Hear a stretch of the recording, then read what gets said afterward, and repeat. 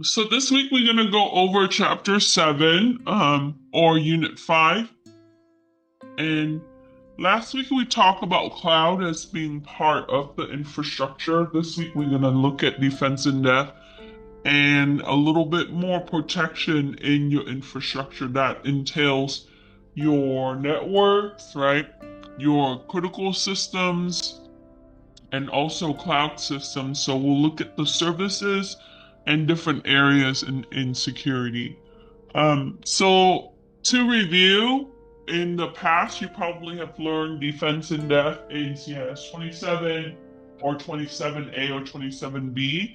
So technically, that's just an area that we want to look at controls or overlapping areas that we want to implement control for the organization. So you need to take a look at these three areas, right? Technical controls, administrative controls, and physical control. That brings us to the first question. It asks you to describe and provide example of security control in defense in depth strategy. So one, we're going to look at the technical control in IT services and also for security professional. If you're looking at like security operation, we can configure a lot of these rules that would be aligned with the organization policy. So if you implement strong password rules, right, if you have that written down, you can configure group policy in Windows and server system to be able to have complex password, right, non-reusable password, or using history rules for your password. So a lot of these things can be configurable. We talked about that last time when we talked about clouds, how we can filter certain things, how we can control access. So we want to configure the rules on your security appliances, your firewall, your network intrusion detection system, your network prevention, intrusion prevention systems, and a lot of the security systems that you can use to detect and prevent internal or external threats. So we want to be able to set up these rules, block, right, or allow um, requirements in user access to be able to provide the technical control. So the majority of the things we do really focus in the technical area. The second area is the administrative control. So this is going to tie back to organization practices, missions, goals. And so we want to look at the policy that is written. They're typically just rules for practices in the business. And we want to make sure that we have regular awareness training program, things that's going to help us reduce phishing attacks. That's going to also help us protect the resources in the other area. So how to properly use your technology and be able to also protect your assets in the physical area. And the third elements that we want, the component in control is going to be your physical. So that means that we have to look at the actual security systems that is being installed and used, how they are protected in your environment. Are the cables exposed, right? Are you using locks on doors in certain areas that have sensitive information? A lot of the organization, because when we look at the building, the people, right, the systems are assets. We want to make sure that we have barricades, and that could be fencing, right? A lot of it comes down to things that would allow us to safely operate, like lighting, protection in your property or your building and your assets. Surveillance systems is going to also deter a lot of like external and internal threats. That's going to help us detect issues. Um, and also prevent physical harm for the organization. So sometimes you might want to have things like security officers that's going to be able to check and do actual physical surveillance. And then also we can have digital system surveillance. So if you're looking at some example like having protection for a casino, which is what we see a lot, right? They have systems that are used for gambling, also tables and dealers and players. So what you have is you have a lot of like the surveillance camera that's really detecting potential fraudulent activities that's happening on the floor, but also protect their resources at the casino, right? But you can also apply this to regular businesses that is being operated from retail to other areas. So these are the major components that you see in security for defense in depth. We want to overlay them. So there's not one security solution that's only going to be only technical, right? We operate in the technical, but we want to also implement administrative and physical control. So as you look through the notes and when we talked about the example, we want to think about ways that we can implement control in each area. So data security is one of the most important area that we see. And application is a way that we interact with the data. You either have data that's going to be input or data that's going to be output. So a lot of these things are intertwined, and this is what we see in the layered security model. So you start with data. I really feel that you have to classify your data, meaning that you break down your data into different access level and thinking about who has access to each of the level, and then you would apply data protection plan to provide you with a higher level of security. So data encryption is only one area, right? But knowing that encryption is going to require resources, processing power, right? If you have a lot of data archiving, you have to think about how long are we retaining some of this data? What kind of resources are we putting into protecting this data? And because storage, right? If you're looking at data warehouses where we would house that on the cloud, and we need to be able to, you know, provide some access at some level in case the data needs to be retrieved. And then you also have data that is regularly being used. So data in motion and data that is currently used. So data encryption is one way that we can protect the data based on the classification. So you would encrypt the data that is highly sensitive, right? And then you want to be able to think about confidentiality and privacy in the data access level. So that means that we have to think about role-based or rule-based protection in access management, especially in your data classes. And I don't know if you have seen data classification policy. Basically, it's a document that provides the list of your classes and then relevant groups and users and systems that access these level.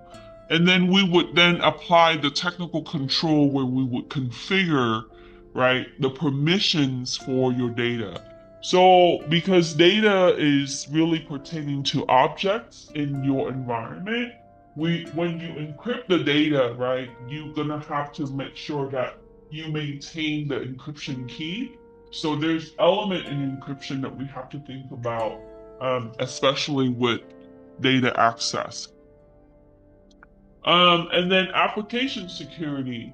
So building the application with security in mind is important, and using the application with security is important. So one, we need to make sure that we control input. So input validation is a big area for security only because we are dealing with things that can potentially be injected, scripts, that's going to help us reduce that level of attack. Now, also application can also have correlation to your databases and other type of servers. So that means that you need to make sure that your configuration for your application, especially your services and protocols, is well protected. Yeah, you saw a lot of your cloud systems, right? When we looked at Shodan last time, some of these cloud systems house application because they're web application, and so you need to make sure that you look at the vulnerabilities in your application. Every software comes with some vulnerability, right? Some vulnerabilities are more prevalent than others, and if they consistently exist, that can be exploited. So we want to make sure we check the bugs here. Okay, so make sure we test our application, we have input validation. So the level of control here is only one area, right? You can add additional element to each of the security implementation.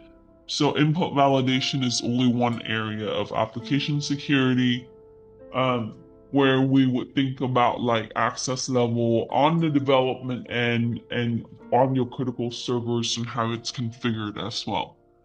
And then your endpoint system security, we want to really consider the anti-theft and security software to make sure that you don't face malware or disruption or corruption of files. So that means that if you are using your systems, we can think about hosting applications and checking the application with your security software. So, um, there are multiple ways that we can approach this, right? Every time that it's attached to the network, we want to do a health check, making sure that each system has anti-malware security application that's installed in order for them to be connected to the network, right? With that, if you have provided the systems, you have to implement these applications and maintain them. Now, when you're looking at bring your own devices to work, you have a vast number. And so, in a lot of the environment, what they do is they control OS versions. So, if you bring in an iPhone and you're trying to attach it to the wireless network, right, your iPhone needs to be up to date. It needs to have proper measures in security in order for your system to be checked. And that can be set up easily on our end, and then also making sure that the user understand the consequences of the malware, because bring your own devices to work tend to be a way to funnel in a lot of the issues that we deal with. So endpoint system security is also one area that we need to address because we have just vast number of systems that are being used. Then you have network security. So 80% of the emphasis in security belongs to this area, and it really comes down to network design and configuration, right? That means that your appliances needs to be configured with rules that is appropriate. Now, we have to really catch up in the sense where rules can needs to be changed and it needs to be changed quickly. So if you're blocking the resources and the services based on, the trend you see in your network and also in the industry, you have to keep up with it. Because let's say that I block a certain public IP address because potentially that's the region of, like, for example, public IP from China that been recorded as an attempt for my attack. Once I set that block, right, the attacker is going to use another IP address to be able to attack my system. So your firewall list consistently needs to grow. Now, most people we would then whitelist. That means that we would set up an allowable IP address list. And so that means that you still have to maintain it, right? Because if you have vendors and services, if you grow as a company, your firewall rules need to also be flexible. Now, inside, your intrusion detection system should be able to help you detect internal threat while IPS and firewall is going to do its job for both inside and outside, right? So we have to kind of scale these areas to really think about, like, as an enterprise, as an infrastructure.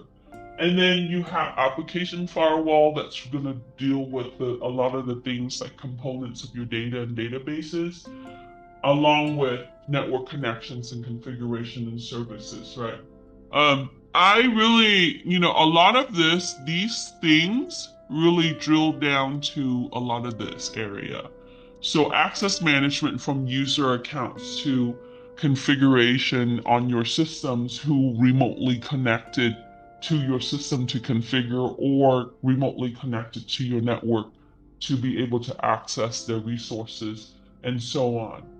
Now, load balancing to block certain traffic, this can be configured on your network appliances, right? We load balance for performance because that's going to really help us with availability, but we can also think about like how we can divert the traffic in proxies, right?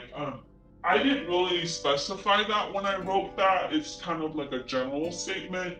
But when you see load balancing, it's kind of like setting up detours, right? In a congested area, or you want to be able to regulate your traffic so that way it's manageable. So that means that we can implement proxies, we can implement so we can set up proxy, right? Certain traffic, we're going to divert it this way, send it back to some of the security appliance, have it look at it again for inspection. But your general, high priority traffic, you can set up another proxy or be able to transmit that across different part of the network. There are many ways to really address this, right? Even in a cloud environment, or the regular network. So what you see is you really come down to prioritizing your network traffic for operation, but balance that act and coming back with, managing access that is not wanted.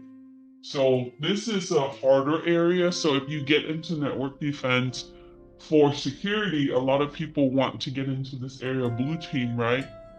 What you see is you have to really understand the trend of your network. So you need to talk to network engineer and analysts to really understand what's needed, right? Because if you implement a solution that doesn't work for them, or with the current design, you're gonna have some issue. Either it's going to be bottlenecking, or it's going to open up the gates, and then you don't want certain unauthorized access. So this is some harder area. And then we talked about the physical security. So we want to have fencing, lighting is important, turnstile where we can control entry to our building walls, um, and even, hallways and how you want to navigate throughout the building. Now, some of that we cannot control because historically maybe the building has already been set up that way. You can implement furniture and different things that is going to help you protection, but ultimately some of these is going to really protect your assets, right? We have suppression system, or fire suppression system to make sure that we protect the resources.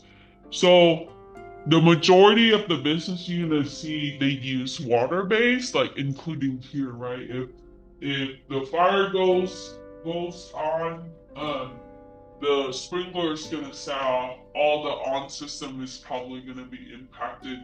So that means that you have to back up your data frequently. Now, we don't use gas-based system. I think some of them have been banned because they're not healthy for human. But there are other suppression systems that we can consider, so that way we can protect, the resources that we have within. So having locks, walls, barricades, fencing, even security guards, right? A lot of it is deterrent. Um, but buying the time to be able to monitor physical access. And then you can implement things like batches to the building, controlling access to doors. That's kind of like locks, but we can use digital environment to be able to see and look at logs on who's accessing which area. And that way we can have a centralized control versus using the manual physical control. Any question? Okay. So as you look through, right, if you look at the model, it really concentrated on data. So when you build out a layered solution, you're gonna start with data, right? And then because application generates or access data, that's the next level. And then system uses application, so that's the third level. That's why you see it pan out. And then the systems are connected to the network, so that's the next layer. And then out of that, the network exists in the physical environment, so that's perimeter security. So how do I remember this, right? I always think about data, what access data, right? And then what access the application, and then so you just build that out, and so that way you would see a model of layered security. It talks about zero trust here. I didn't include this in the questions of your assignment, but it tells you that we need to remove remove the trust that's used to place on the system and services. Um, in technical services, a lot of the time we establish trust. I'm going to tell you an example, right? So, for example, I have uh, an HQ servers and another server at branch one. These systems have established trust so that way they can synchronize in services. Okay. So whatever I configure in the HQ system is going to trickle down to branch one, branch two, and so forth, right? We do that for the convenience of automation. Because by default, the system's supposed to synchronize every 60 minutes in the Microsoft environment. Why? Because let's say that I have new employees, I configure their accounts, their group membership, the permission for access. That's going to parallel, and I send them to branch two. I don't have to reconfigure the system, the child system in branch two. Now, in practice, they tell you, oh, we can't have these established trusts. What you have to think about is for the zero trust environment, can we fully operate in that, right? A lot of the times the administrator, they would keep the trust because it's established. You don't want to disconnect that, but at the same time, you have to evaluate that trust consistently, because if there's a system that's impersonating your system, then your security boundaries is broken. Okay. And the zero trust area really works with partnership and vendors. A lot of the times we synchronize databases, batch for financial systems and things like that. We have to really consider the services, because coming in from external, right, what kind of trust is already been established. Somebody can utilize that trust to be able to access your complete configuration, your records, and so on. So that's what it's really talking about here, thinking about devices, application, accounts that's already layered with the trust. So, for example, right, I have a security token. Every time I connect to the network, it automatically pushes that down because my system is trusted, right? With the server, it's already been communicating that is established. But you need to come back to the audit and you have to think about like how often do we evaluate that security token? Can that be reused or used by another entity or another system, right? So, um, you can implement processes and requirements in how you manage that. And that is important because once we build the trust, a lot of the time the computer is going to do what we configure it for it to do. But we have to think about like how in the long term this can be a flaw in our environment. Okay. So in the third question, it asks you to describe the purpose of a jump box, right? And how this is used in an infrastructure environment. This is a system that is used to access and manage your devices based on your security zone. We'll take a look at the diagram that I clipped from the chapter. So in the DMZ area, and DMZ is an area where you would have public facing systems, right? Like your web servers, your um, maybe email systems that is for your customers, things that can be accessed via the internet. Now, DMZ systems are more vulnerable to external attack, right? So, what you see is you want to funnel that in using a system to regulate this kind of traffic. And if you have systems that are connecting to your DMZ environment, we want to check the elements of that system based on the zoning. Okay. There are ways that we can configure the security zone. We can set it up in such that we only allow the systems with right specific security zones to be accessing that part of the network. So if I am using, like, let's say I'm remotely connecting for my work purposes, I'm a user in the network environment. I would then need to connect to these jump boxes. They're just forwarder. They would inspect my systems in the connection configuration, and we would use virtual private network. Now you can host it with a VPN server, right? And sometimes they would outsource this with a third party vendor.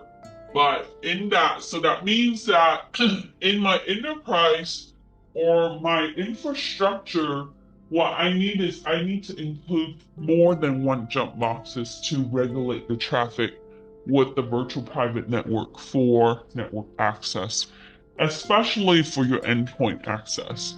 Okay? Because if I'm remotely accessing, I'm coming in from the internet, right? I might connect to a portal. I authenticate, I type in my username and password, right? It's going to then send that to the jump box. The jump box is going to then forward that to the firewall for inspection. I can set it up where it would check, right, my system requirement, then it's going to funnel into a certain part of the network. So it's going to send it to the virtual private network server environment, and then it's going to bring me into remote access server. VPN and RIS always go together. Okay. So when you set that up, you want to make sure that you regulate that traffic. Now, can I do a virtual network environment this way? Sure, you can do that. So on your switch, you can set up a VLAN, and on that particular VLAN, it's only going to handle your remote access system. Okay? So when the VPN and the remote access server sends the traffic into your local area network, so once it passes the router it gets into the switch. That switch, that most high switch, is going to then send that down to the low, so you can, set up IP addresses and you can control the VLAN that way. The reason why we want to put it on a segmentation, which is what we're going to look at the notes next, because you can control who's doing what there, right? Compared to if you just bring them to their systems, that is their desktop on the regular private network, then even with that you can VLAN those. Okay, so if they're coming in from remote access, we want to set it through VPN, and then we should segment it virtually and connect it to the VLAN. That's would be my suggestion. Not all administrators look at it that way, right? Do you have any question regarding jump boxes? So they're just another systems that control how you connect to the network externally coming in.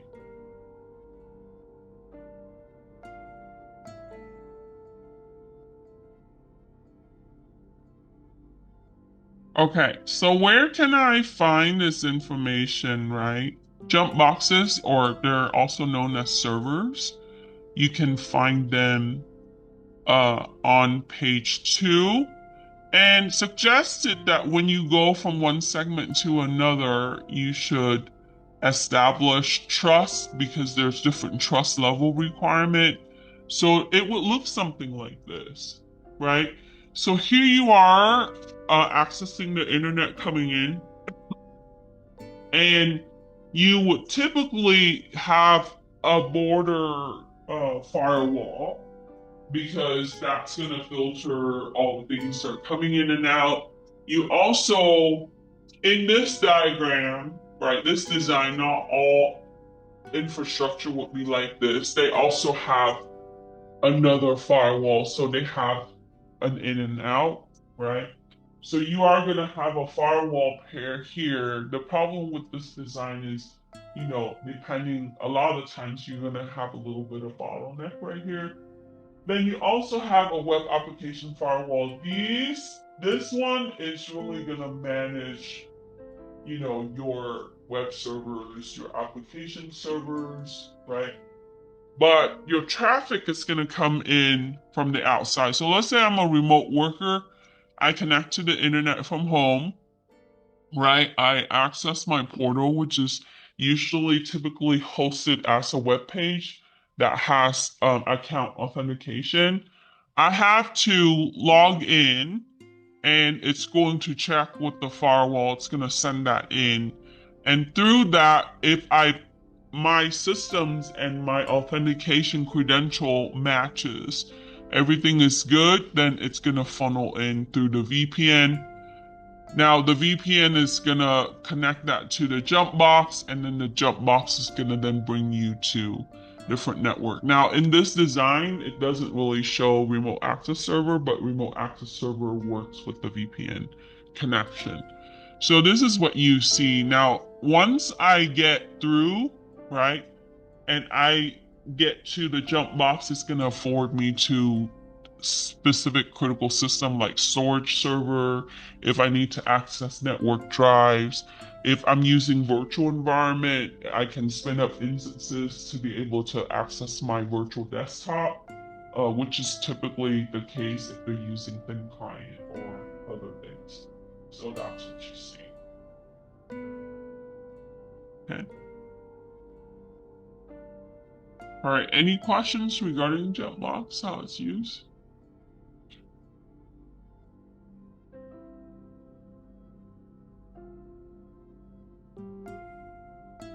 Okay, so let's look at, I'm gonna bring 3 down.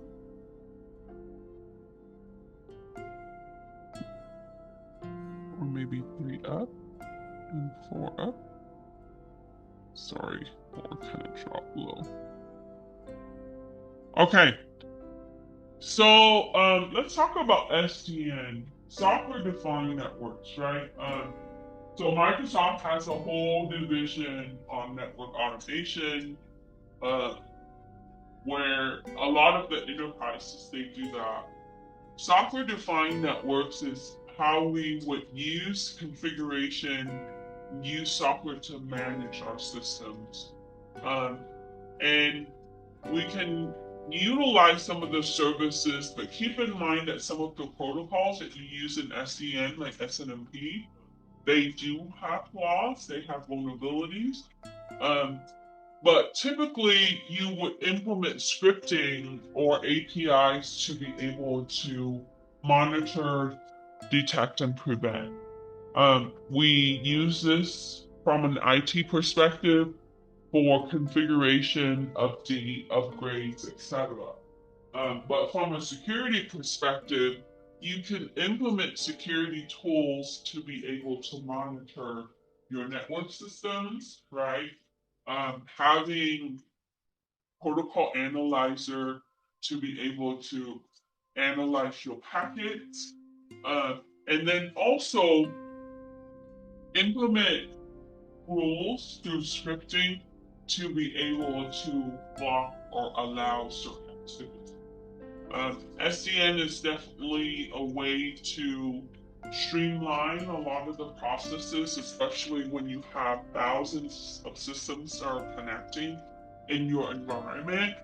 Um, Even when you're looking at cloud systems, you can also implement SDN. It's definitely a component to look for. So often you would see that they would use scripting, from Python scripting to shell scripting or PowerShell scripting to be able to centralize your control. Now, in that sense, right, a lot of the things that you see in SCN environment is terminal based. That means that you would have to use commands and then you would write your scripts and then you would just bring in the files and have it automated. So, because your terminal have you can integrate like text editor and packages with your scripting programming languages, you can definitely do that, right? Now we talked about APIs before, so when you're using APIs, just make sure that you manage the keys for APIs accordingly and how you access that. Okay. Typically, if you have like a server SNMP, you can use it to monitor your network, or a simple network management protocol.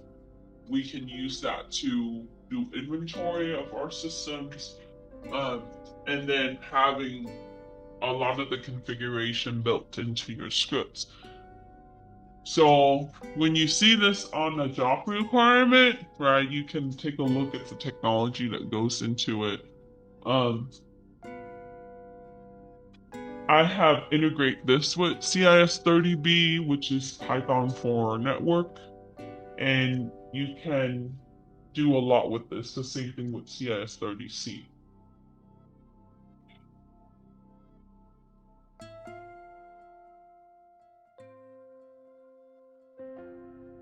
Okay, so software-defined network, you can use programming languages to do this, right? Like we talked about scripting.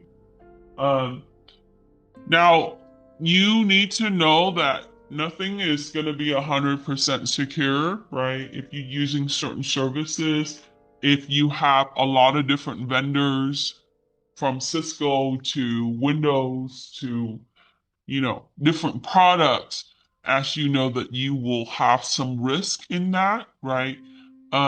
Just making sure that you have encryption that is implemented, especially when you are remotely connecting and also implementing API keys.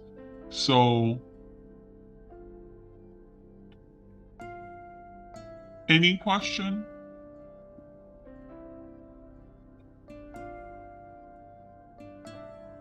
Okay.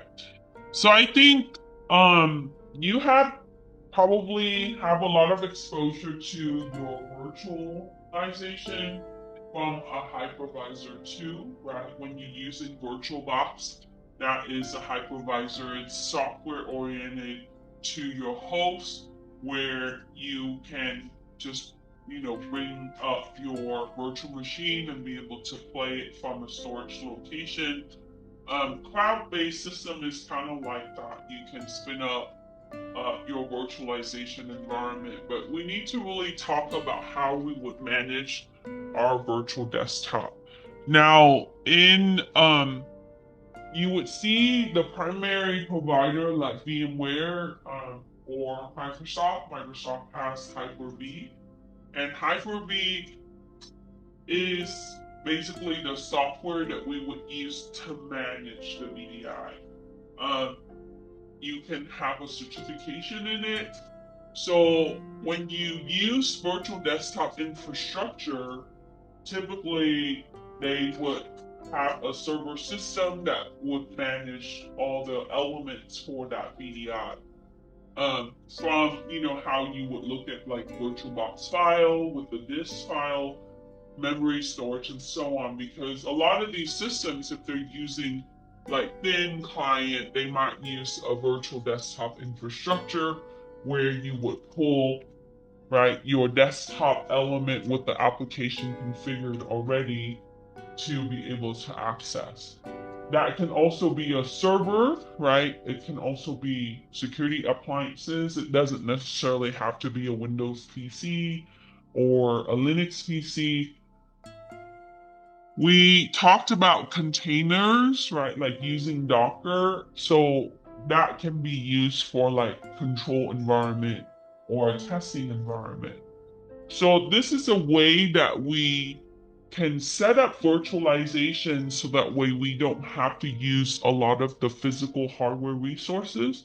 But at the same time, you can still have the same services with the infrastructure that is in existence by implementing cloud or using the servers that you have.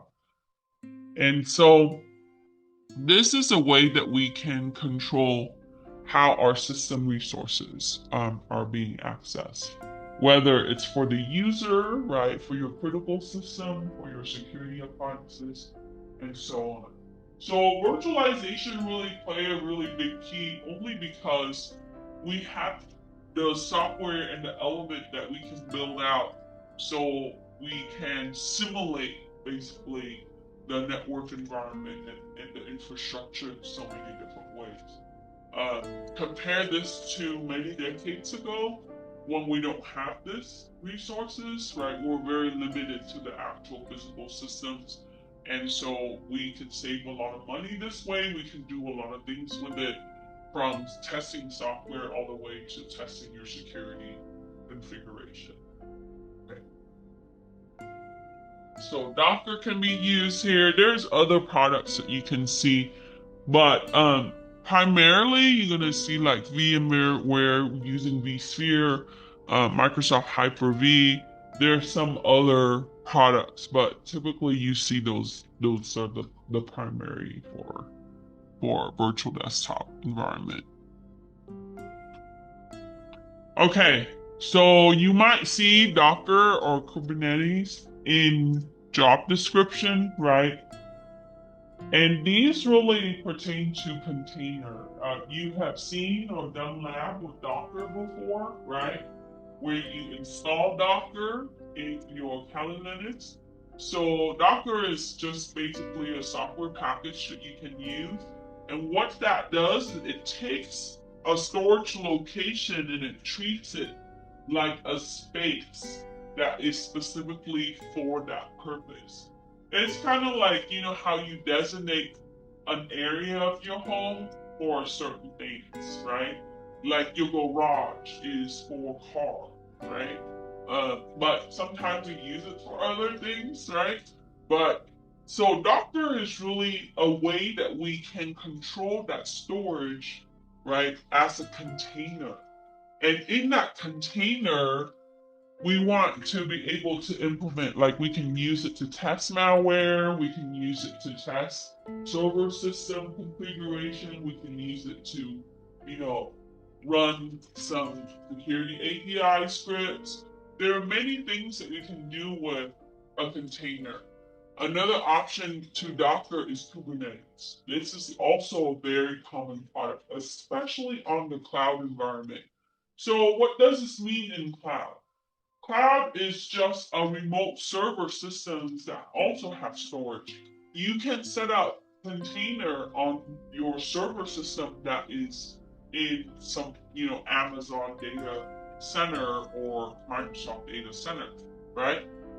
But you need to manage your container. Who has access to it? Because your container might have critical element to your infrastructure configuration. You need to make sure that you monitor the services that's used, right? Ultimately, this is software environment as well. So you need to make sure that you update your applications and your operating systems that's in the container. And then you audit. Okay, so like we talked about before, auditing is a way that we go back and check, right, if there are different elements in control in place, right? Do we have access rights managed? Do we have monitoring elements managed? Do we have the appropriate up to date? Right? When I have you look at the security on the cloud, right? We looked at fingerprinting the OS, and I asked you a question: are these up to date? Right? How do I know if it's up to date? Well, we need to see what's current and what's vulnerable. So you have to learn about what's existing vulnerability and how we would fix that, right? By closing out the security issues with updates. Any question? Yeah. I have a question for question number 5. Mm-hmm. Yeah, VDI system that you say is an optimize cost set cost, but actually the in order to VDI system run, we have to high performance hardware and network. Yeah. Yeah. Definitely, that's a guarantee, right? So if you want to have virtual desktop environment that is effective, that is well done, that is accessible for the user when they need to, on demand, that's what they call it, right? You have to have good network performance, but you don't necessarily need to have a lot of hardware. VDI is really designed for less hardware, actually. You can have thin client, which is minimal, right? I might have 4 gig to 8 gig of RAM, which is the base now for thin client. It doesn't even need to have a lot of video graphics, right?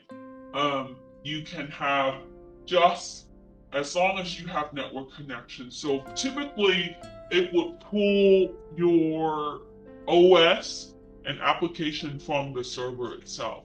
So when you log in, it's going to then bring down the the VDI file, right? You see this with the virtualization. It's going to download it and then open it through the application.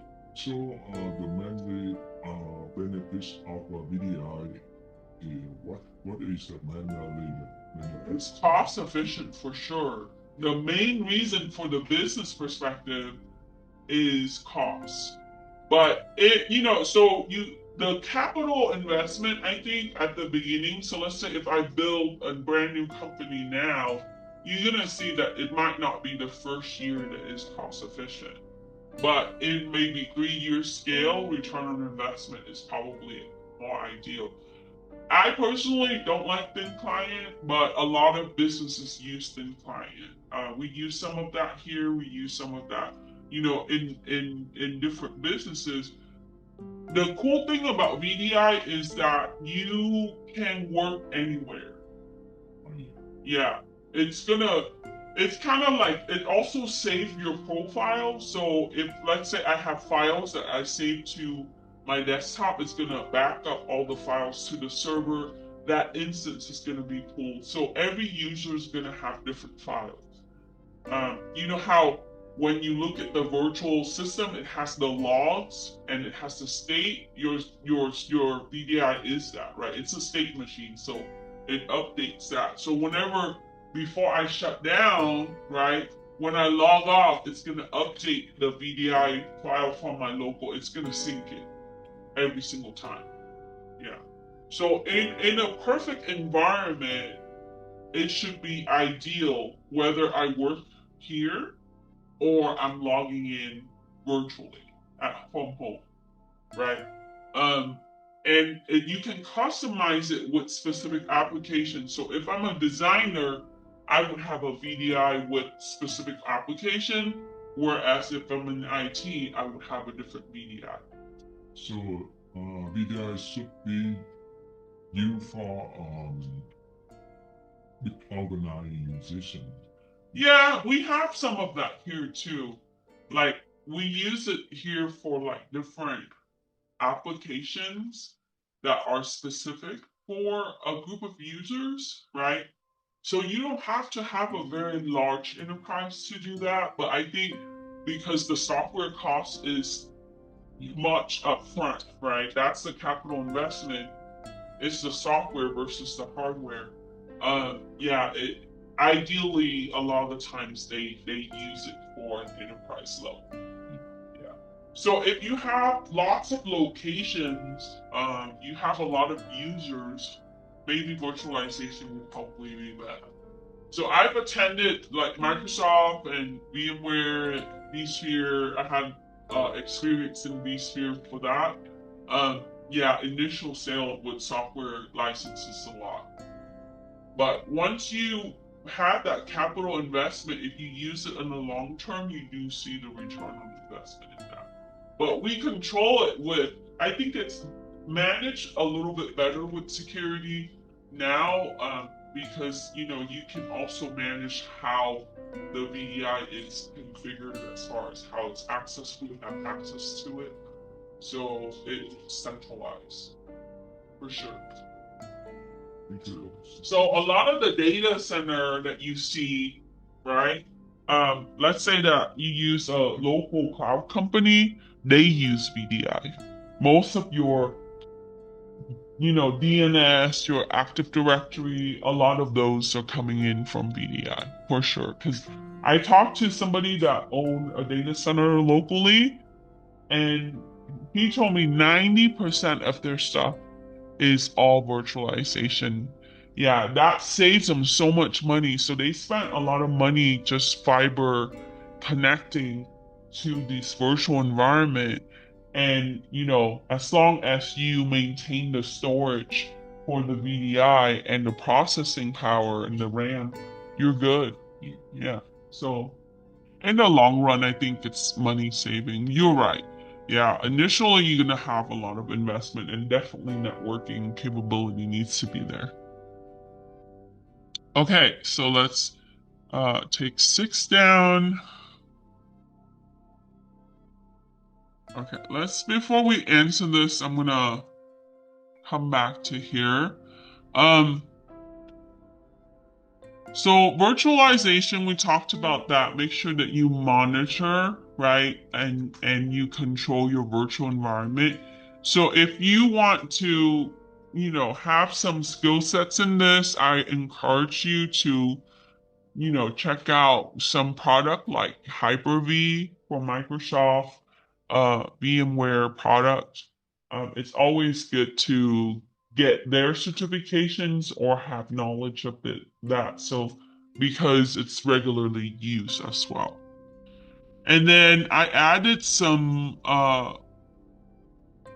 tools that you can use for asset management and asset tagging, which is the next question we need to answer. So for 7, this is in asset management, what are the benefits of asset tagging? Tagging simply that you put a tag, a sticker, right? You typically, this is a scan bar, like a UPC code, and you would scan it to control your physical assets, like your desktop. You see that here for RCCD tag. So they would tag anything. Typically, you would see most companies tag things that are $500 or more because that's considered a capital investment. of each system.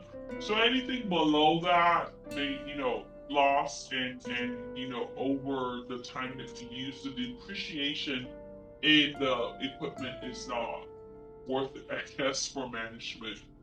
But it is a way that we can identify a specific system for support, right? And maintenance. So if you are using Dell, or if you're using Lenovo, if you're using Cisco, right? Asset tagging is a way that we can categorize that specific device for a specific vendor and the warranty that comes with it. Um, and some of that is the responsibility that's locally to the IT department, and then some of it is going to be for the vendor, right? So if you have extended warranty, any kind of replacement, you have to go back to the vendor, but you still have to keep the device working, right, for the usage in operation. And it is a way that we can control physical theft. So um, if somebody walks out with the system, right, because it's tagged, we'll be able to know which system has been taken, right? A lot of the companies, they might put anti-theft type of component to the system, so it might sound off the alarm, or they might lock it a certain way where you can't take that and open it outside of the facility and so on. So it's really a way that we can manage our inventory, maintain our systems, also require vendor support, and then also deter theft. That's important. Okay. And I included the tools that are listed on your notes, right? You can check them out.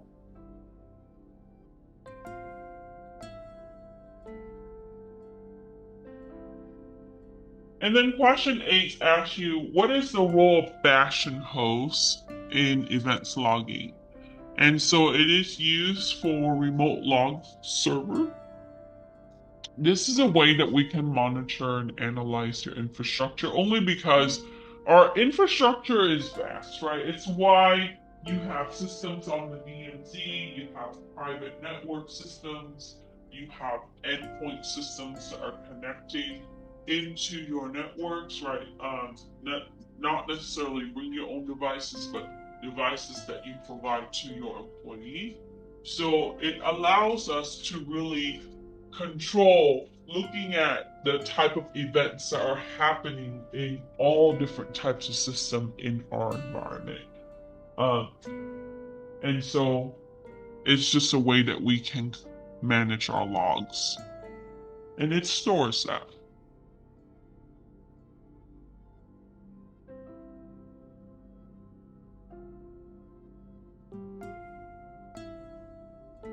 Any question? It's just a name, right? Bash and host.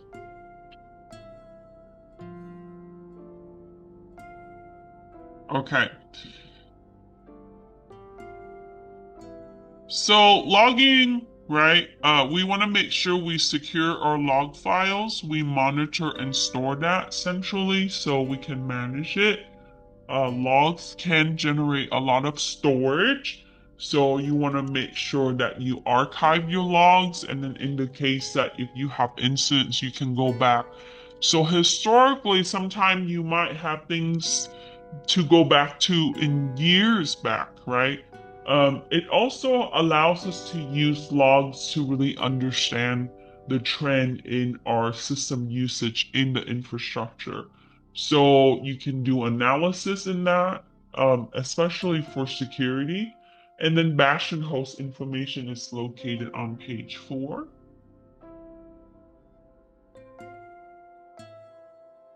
I just read today that Intune has a huge vulnerability.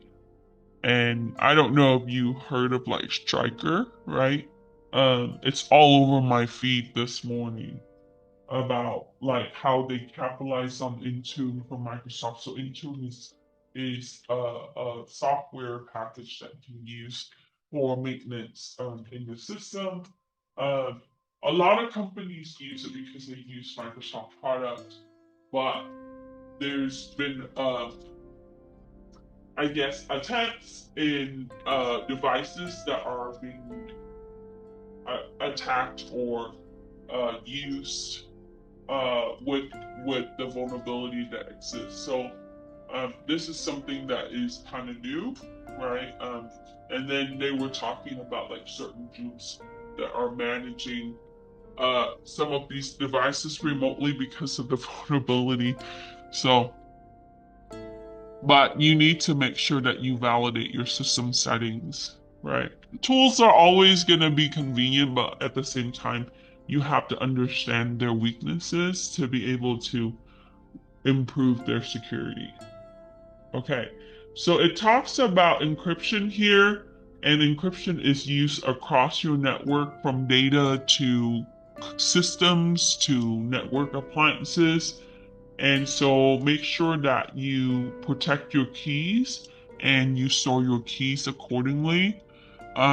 When you transfer unencrypted data, just make sure that your data in motion is, if it contains private information, make sure it's protected.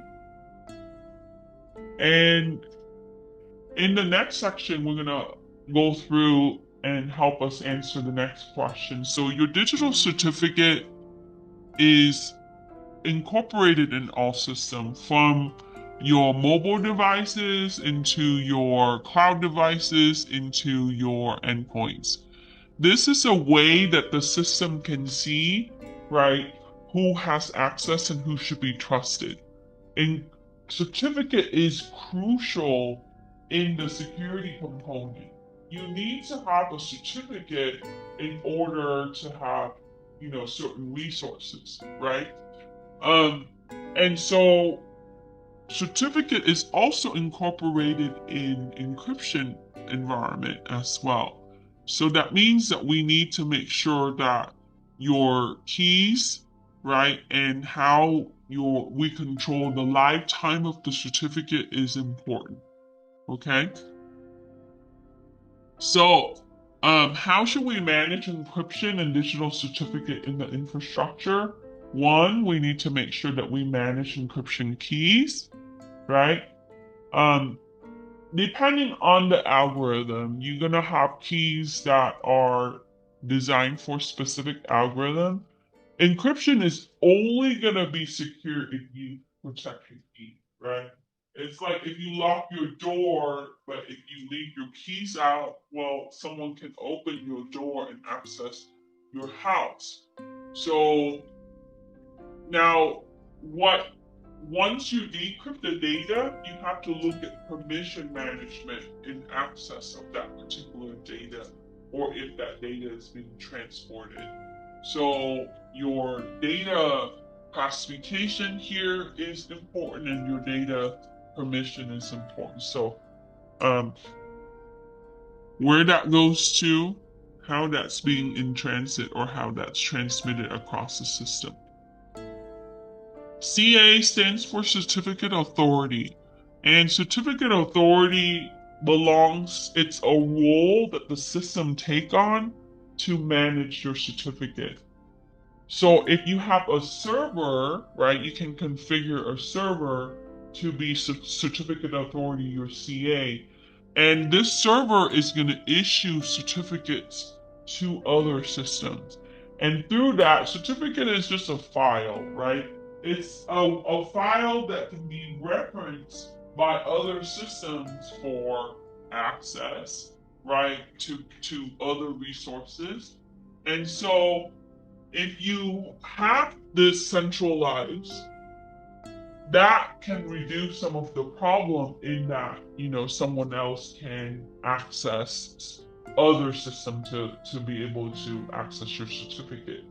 So now there are some vendor that require root certificate, and you already know that, right? When you go to certain websites require certificate for trust. And so some websites have lifetime certificate, some web app have lifetime certificate, but there are specific, let's say if you use a vendor that requires certificate for maybe 45 days, that needs to be managed, right? You can provoke, or you can issue a certificate, and you can take away the certificate. You can have an expiration date control. So all of that can be managed through the actual certificate authority. So in Microsoft environment, you can set up your CA, right? And through that, you can create your certificate. Can I make a certificate in my system for a specific website? You can generate that particular certificate on the client system, but if you centralize it, it needs to be on a server so you can control, right, on the keys on how to access the certificate. So the life cycle of the certificate is important, and then expired certificate. Now, you might hear of attacks that require, right, certain certificate, and what they do is they got certificate and they modify the certificate, right, and that allows their system to have certain services, or access to certain resources. So in the case that if they want to be able to have certificate for to access protected system, if they grab a hold of your certificate, they can modify that. So we want to be able to control that, um, and manage it.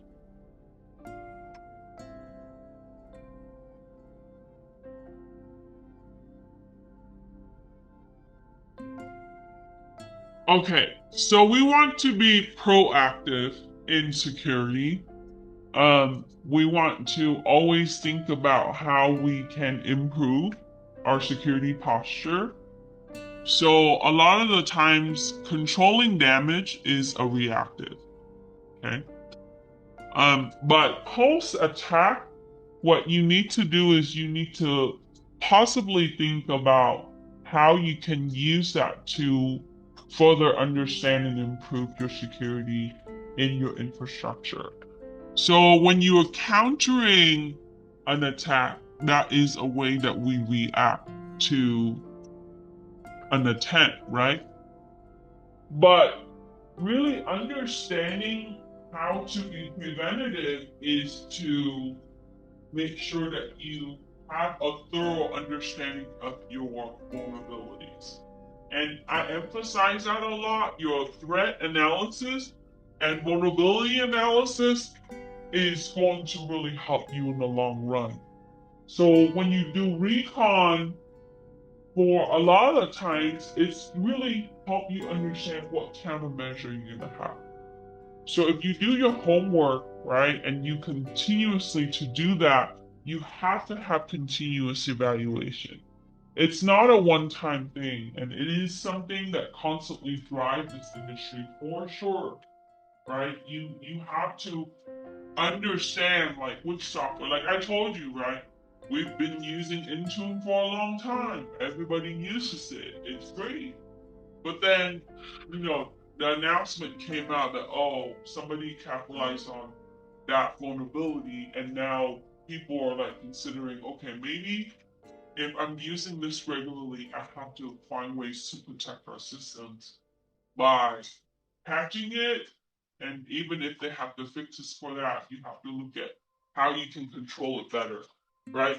So you have to make adjustment to your control because your threat landscape changed. Okay, your software, your new software comes out, or your existing software, right? We patch one thing, and then there's other vulnerability that comes out. So your changes needs to be adjusted, right? So there's always a correlation between evaluation and control. This is why there's a huge demand for the skill sets in this area. Okay. And some of it is really to your mission, but at the same time is relevant to the services and the systems that you're using for sure, right? I might be using virtualization now, right? Or maybe I incorporate cloud, and with that, right, there's risk behind cloud. So we have to kind of grow with the needs of the organization. Any questions?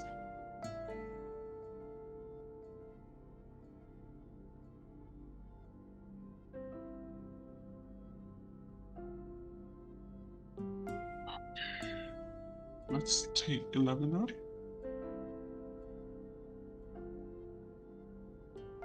Okay, so part of the lab today is to kind of, you saw honeypots when you did Shodan, right? Lots and lots of them. Honeypots is a way that we can understand the trend of attacks, especially targeting our environment. So you do see some of that. But I'm going to tell you now, right? If you're going to put honeypot out there, just make sure that you understand the consequences of a potential attack coming in from honeypot and making sure that you control the traffic through that area well. Okay, so that means that security implementation needs to be in place. Even though you might put things on that server becomes vulnerable, but that if that system is connected to a certain part of your network, right, potentially someone can go through that route. Okay, if they can get through, right, a simple connection to, the White House library to get to the White House, then they can still get from a honeypot to other areas. So you've got to make sure that you implement security, especially if that system is attached to your network, right? So it is used to really capture the traffic. A lot of the times you would see a network protocol analyzer being used on there. It is a way that we can get the log information for attacks or even banner grabbing, like what we've done on some of these honeypots, right? To kind of see the tools and the techniques that's used. And so when you do a curl or what web, like what we've seen, right, in our exercises, it's basically launch requests for services, right? When you're grabbing headers to certain service, basically it's going to inquire for that service, waiting for the response. That's how we're able to fingerprint the operating system and the software that's used. So that means that if you use active tools against that honeypot, the honeypot's gonna log it. Um, so it's implemented so that way we can see the patterns in the tools, right?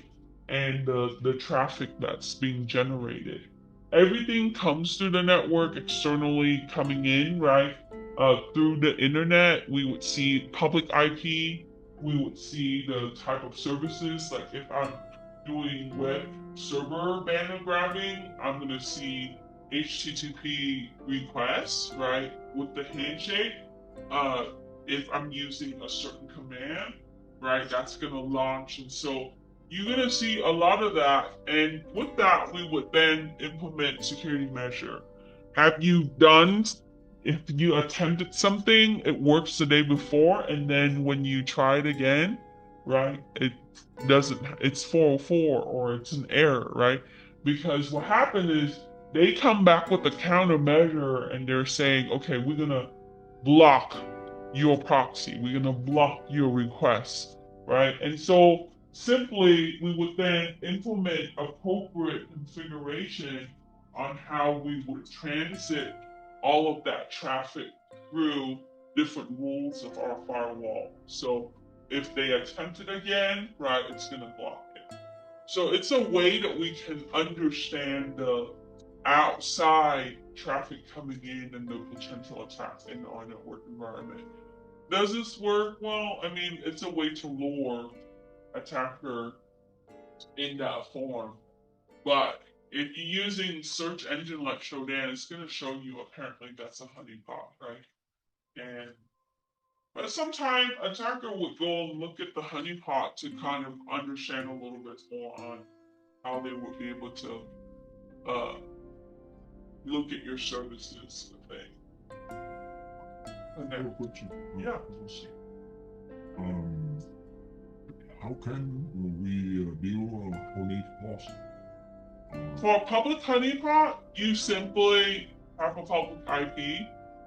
A lot of times it's just a public server, right? And then you will put applications and things on it. You can run honeypot packages. So, like today, when we set it up, basically you set it up through web, right? So, using 480 or 480. And then instead of your local IP address, you would then configure that with your registered public IP address. So if I have a network environment, let's say I have 5 public IP, I use 4 of the public IP for my DMZ or whatever, my infrastructure, I would reserve 1 that's going to be external so that way the world can see. So you host it like a regular. So it's a different system, or it's the same with the real system? You can use a virtual system. A lot of them are, right. You can use a regular physical server that's connected. Some of them are cloud based. So, example, if I go to a website, this website have a honeypot, and but I am a real customer, so I go to that website. I register some service on that website, but how they can So this thing customer and attacker. yeah, okay. So technically, honeypot is not really used for a customer. Let's say that I'm a customer and I mistakenly go there, right?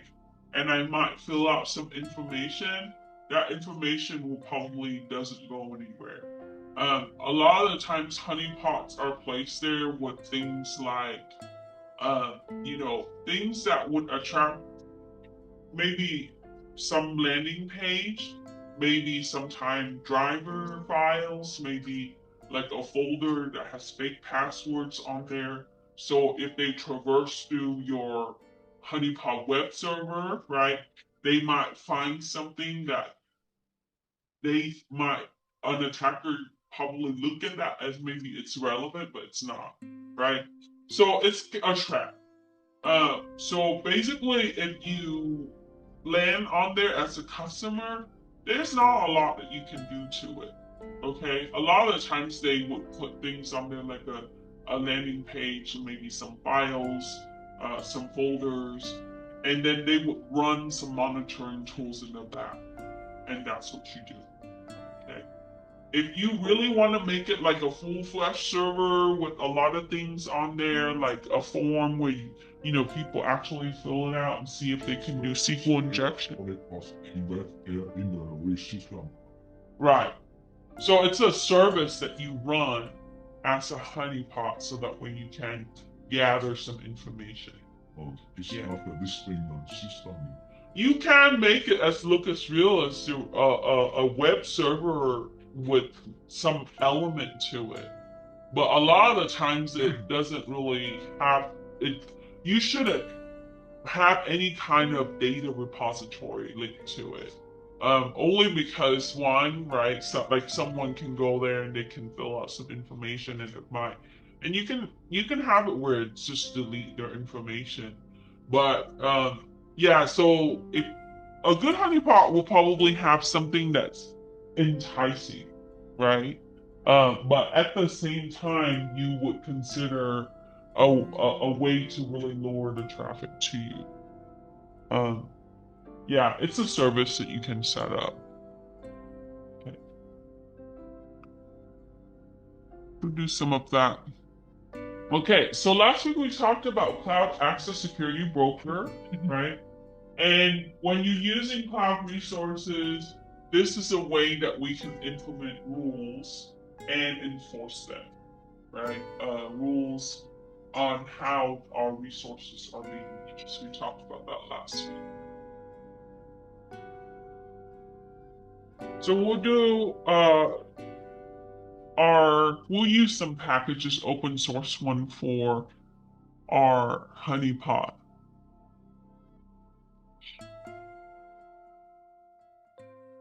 Okay, so in security, when we're looking at control, there's preventative, detective, and correction.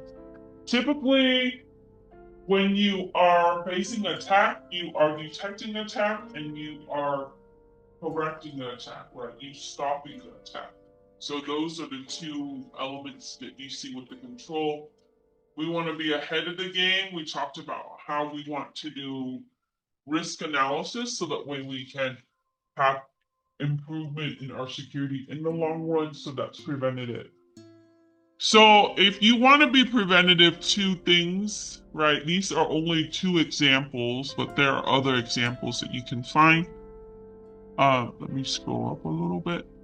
So, two example for preventative, you can have firewall implementation, firewall prevent or block, right? Unwanted traffic, unauthorized access.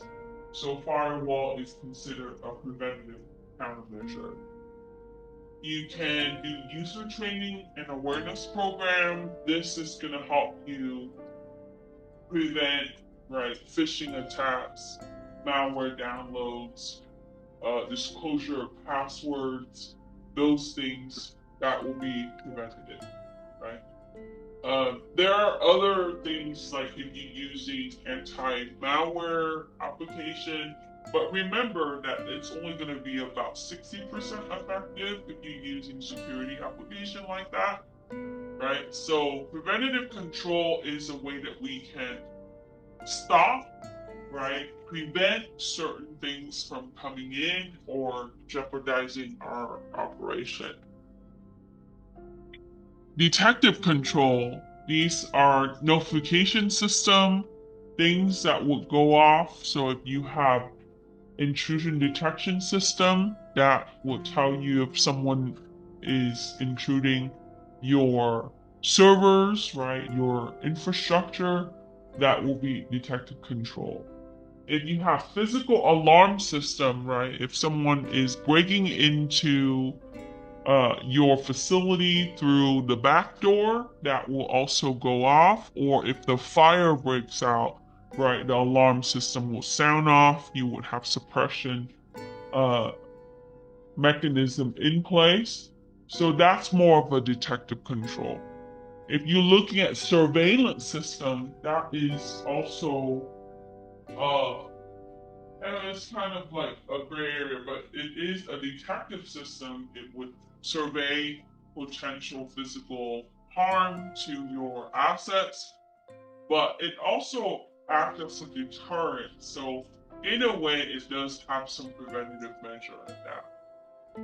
And then your correction control, if you have anti-malware application that is containing your malware, then that is a corrective control, right?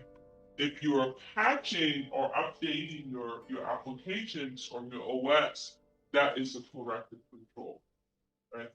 So there are certain things that we do that is part of correction and certain things that we do. So if you are responding to incidents, you typically would work in these two, right? You're detecting the incident and you're correcting the problem, okay? But we want to also have preventative control. So after you correcting the issue, then you want to make sure that that never happens again. Then you implement additional configuration and processes for preventative. Okay. So this industry mostly operated in this area, right? And then you want to be here in prevention. So for a host just means a server, a computer, right? It could be a database server, it could be some form of systems. So one, we would start with access management. Make sure that you have strong authentication, whether you are using multi-factor for an endpoint devices or some way that we need to make sure that we control access to that system. You want to have a host space or an application firewall. So this means that it would also be an application that's installed on that system to look at the services, right? And the protocols that's used. And then you have host-based intrusion prevention systems. So you have security to prevent, right, your potential intrusion. You need to have DLP, so you want to control permissions to your data. And we use the firewall here, so technically this is part of your firewall, but whitelisting and blacklisting can also be in like permission and privilege to that system. So what we allow and what we don't allow, and this is part of access control lists. We would use security application to prevent malware, right? And some of this you would see that security software that is host-based offers. I can install a security application that has anti-malware along with like maybe firewall or even VPN services. And some of that can also help me with like data management. It really depends on the application that you're using or the solution that you have. But these are some of the elements that you see. Let me bring 13 down in case you're still working on those. It goes on. Right. And then we do patch management and vulnerability assessment. This is really important for us.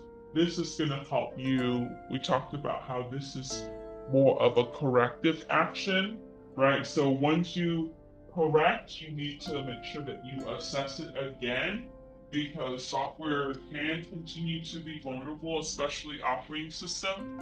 And so with that, if you understand the vulnerability and you are ahead of the game with the patch management, eventually you will be in the preventative area.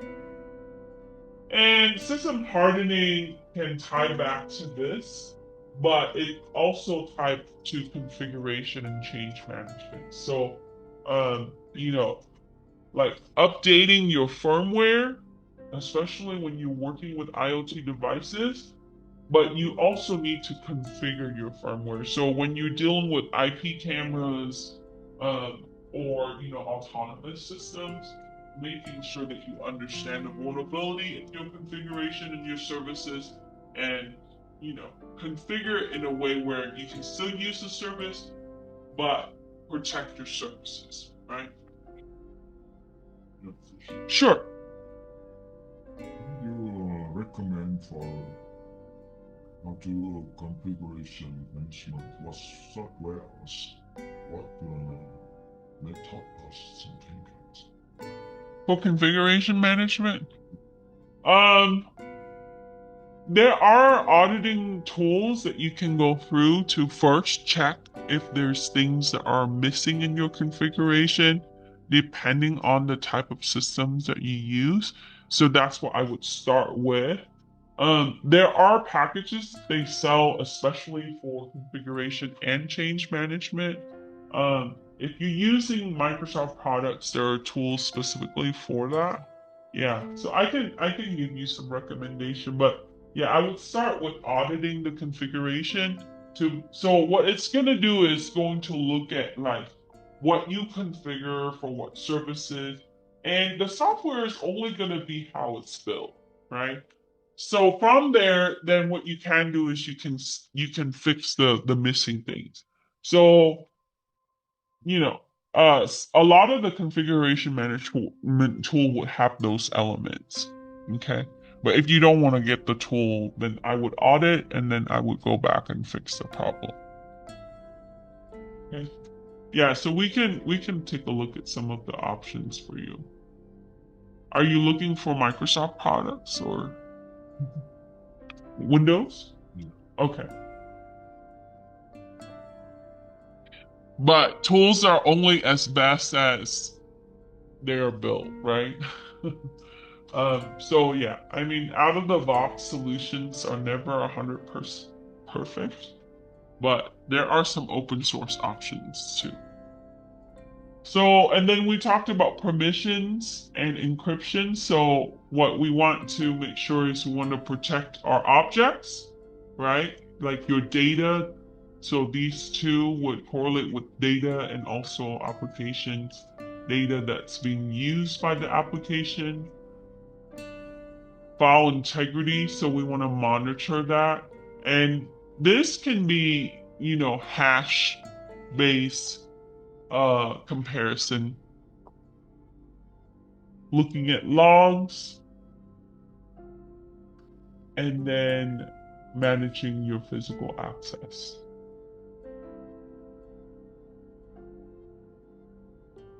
So this is more of a general list, right? If you want to dive deeper into like network configuration and all of that, so that will be scaling now.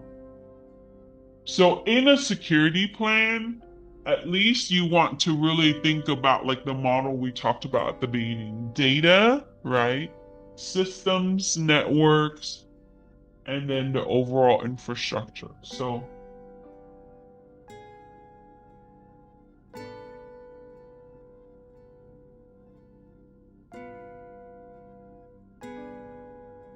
okay, we're almost done.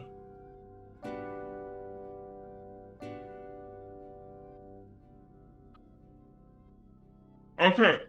So when you're analyzing an infrastructure, you need to have different views for different activities. If you're looking at events or incidents that is based on historical data, right?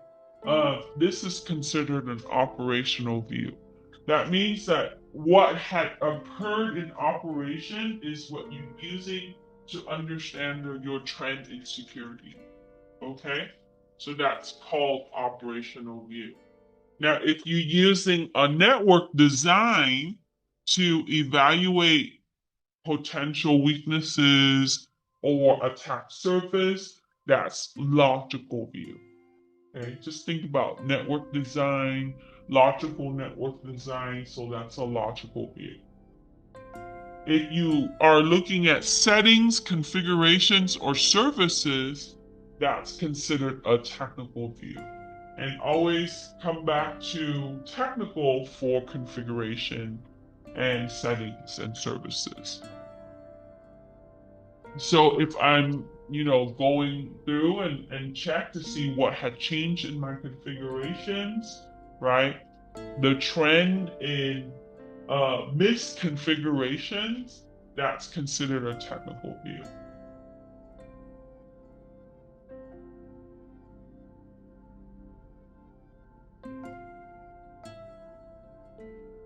So beyond this, right, if you take CIS 41D, that is now Security X, it used to be called CASP.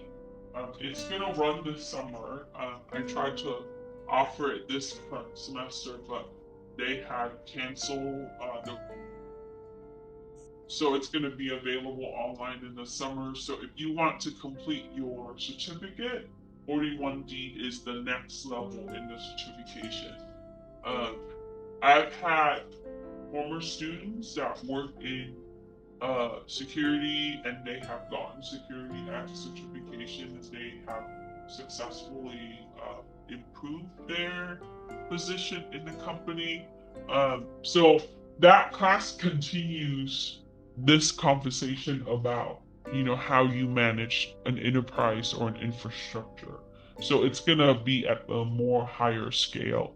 And in that class, if I teach it, I have the student design a security solution for the infrastructure. So you kind of have to understand like some weak area, um, and understanding how you would implement security solutions in these based on these, right? So you can pursue Security X after CYSA. All right, that's the recommendation. Okay, so we have human errors in our infrastructure. How can we reduce this? We can automate some of the monitoring and alert and detection because we have limitation. We can't catch all. Sometimes we might miss things. So systems can function based on what you specify for it to do. So we can have that automated, right? We talked about SDN, implementing services with SDN, implementing some tools and security solutions with that. We want to control the interface on permitted activities for the users and our environment. Only because when you do that, right, the people are not exposed to other options that would entail processes that opens up problems. Um, a good example for constraining interface is Coinstar, right? When you approach a Coinstar system, you cannot do anything else except for deposit your coin and press start, right? That's a way that they constrain the interface for a process, okay? When you are doing self checkout, that is also constrained interface, right?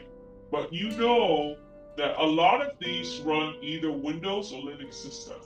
When you go to most fast food restaurants, right, like whenever I go to Denny's or do a drive-through, I always look at like their menu options, and I'm like, oh, that's a Linux systems, right?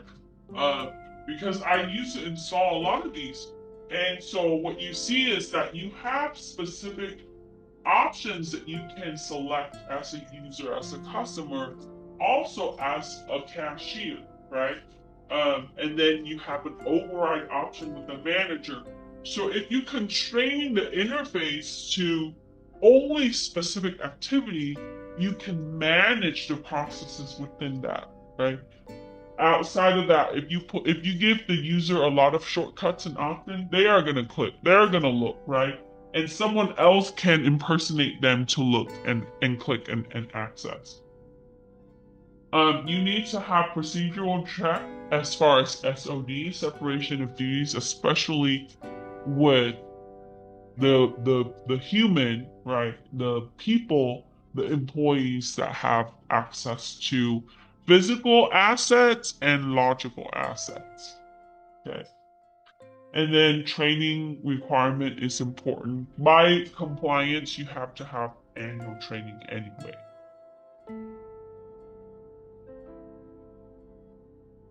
Speaking of that, I need to finish my cybersecurity training for here. I still have like half of it to go. All right. Describe the activity. How you going to maintain this? We want to have periodic reviews. So you need to go back and see, right? Typically, we would have a checklist to see what we have done to fulfill the plan. We want to make sure we have continual improvement processes, the CIP. And then if some processes are no longer used or rules are no longer applied, sometimes that changes. It also changes in business approach, right? So, for example, I used to be brick and mortar store. I sell stuff on physical, but now I'm doing a lot of that online. You do see some of this, right? Like Target, Walmart is a good example for that. They have transition. You're gonna have a hybrid environment, so you might retire some processes. You might have new rules, so you are going to get rid of the processes, and within that you have to correlate the processes with the systems, okay, and the part of the network. Sometimes that could be a whole segment, and sometimes that could be, and then you would add. So for example, I might have now vendor that sells for me. I might remove some division in my business, and with that, I remove the rules.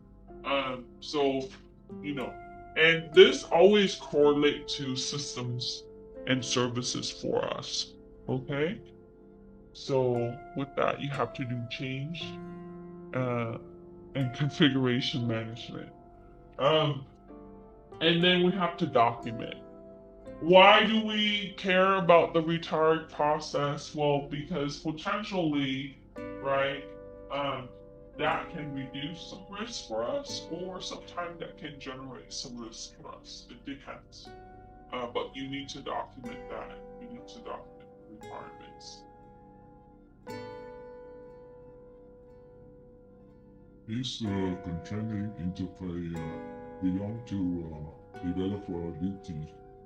Uh, yeah, some of it, but also sometimes it doesn't. For example, right? You might have custom desktop environment for your user or roaming profile, right? For Windows environment. You can control a lot of that. What kind of application they have access to, what kind of resource. If you're mapping your network drive to a certain user account or group, right? So, you know, because I've seen people who manage this environment where a lot of it is either laziness or the lack of care. What happened is, you throw everybody into a group and then you just give permissions or privilege to that group. Um, and that is not constraining. It's now, now I have shortcut to application that I don't need, right? Because it's out of convenience. So, for example, like I'm an employee here, but I'm also a faculty, so I should belong to a certain group membership, and with that, I should have a specific interface. And then, least privilege requirements, so you have to think about like what they have access to, because if you give them more things to open, they are gonna open, you know. So yeah. It doesn't necessarily have to be an interface, but a lot of the times you see that can be a really constricted way to force people to do certain things. Like I can only do two things, right? And when I go to McDonald's, I can select the item on the menu, right? Add to cart and check out. That's it. But you know when that system can be Windows or Linux in the back, right? I don't want the user to start, uh, accessing files and different things. Yeah, Coinstar is Windows in the back. It's still running. I think now they're on 10. Okay. Any question? I can't believe that there's Redbox still. Like I saw some locations that you can still.